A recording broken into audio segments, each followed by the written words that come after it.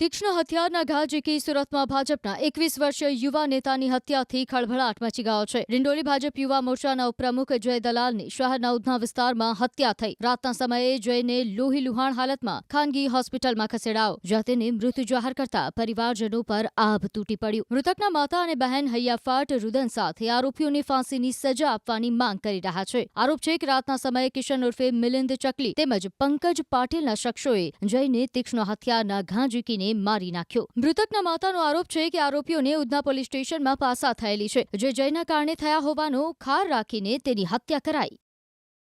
દિવસ ઘરે જતો 7:30 વાગે એ મને 8:30 વાગ્યા મને કે મને જવું છે બહાર। મેં કીધું તું ક્યારે આવે?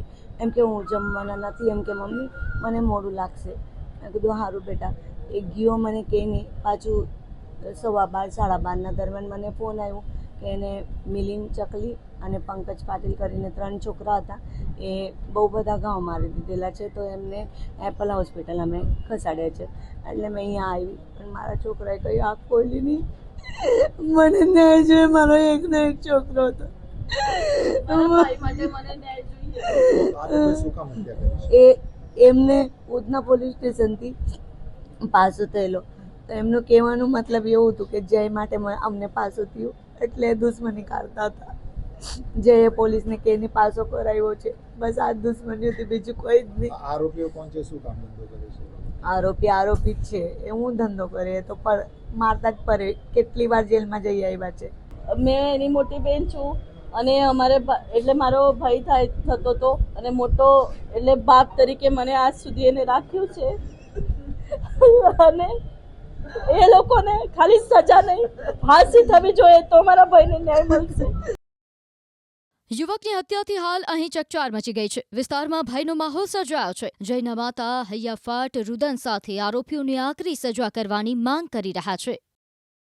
રાતના આશરે 12:30 વાગે આજુબાજુ જય દલાલ અને એમના મિત્રો રોડ નંબર 6 ઉપર ભંગારની દુકાન પાસે ઊભા હતા, અને તે વખતે 3 ઈસમો 2 વ્હીલ ઉપર આવે છે, અને જેમાં કિશન ઉર્ફે ચકલી સોમાભાઈ પરમાર, પંકજ પાટીલ અને મિલિંદ કોળી હોય છે, અને તેઓ જે જય દલાલ હોય છે એમને ચપ્પુના ઘા મારે છે, અને જેથી એપલ હોસ્પિટલમાં જય દલાલનું સારવાર દરમિયાન મરણ થાય છે।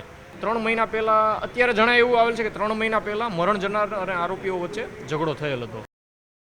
તીક્ષ્ણ હથિયારના ઘા ઝીકી સુરતમાં ભાજપના 21 વર્ષીય યુવા નેતાની હત્યાથી ખળભળાટ મચી ગયો છે। ડિંડોલી ભાજપ યુવા મોરચાના ઉપપ્રમુખ જય દલાલની શહેરના ઉધના વિસ્તારમાં હત્યા થઈ। રાતના સમયે જયને લોહીલુહાણ હાલતમાં ખાનગી હોસ્પિટલમાં ખસેડાયો, જ્યાં તેને મૃત જાહેર કરતા પરિવારજનો પર આભ તૂટી પડ્યું। મૃતકના માતા અને બહેન હૈયાફાટ રુદન સાથે આરોપીઓને ફાંસીની સજા આપવાની માંગ કરી રહ્યા છે। આરોપ છે કે રાતના સમયે કિશન ઉર્ફે મિલિંદ ચકલી તેમજ પંકજ પાટીલના શખ્સોએ જયને તીક્ષ્ણ હથિયારના ઘા ઝીકીને મારી નાખ્યો। મૃતકના માતાનો આરોપ છે કે આરોપીઓને ઉધના પોલીસ સ્ટેશનમાં પાસા થયેલી છે, જે જયના કારણે થયા હોવાનો ખાર રાખીને તેની હત્યા કરાઈ।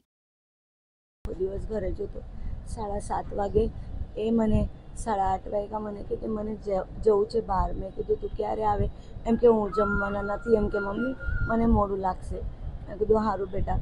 એ ગયો મને કે નહીં, પાછું 12:15 12:30 દરમિયાન મને ફોન આવ્યો કે એને મિલિંદ ચકલી અને પંકજ પાટીલ કરીને 3 છોકરા હતા, એ બહુ બધા ઘાવ મારી દીધેલા છે, તો એમને એપલ હોસ્પિટલ અમે ખસાડ્યા છે।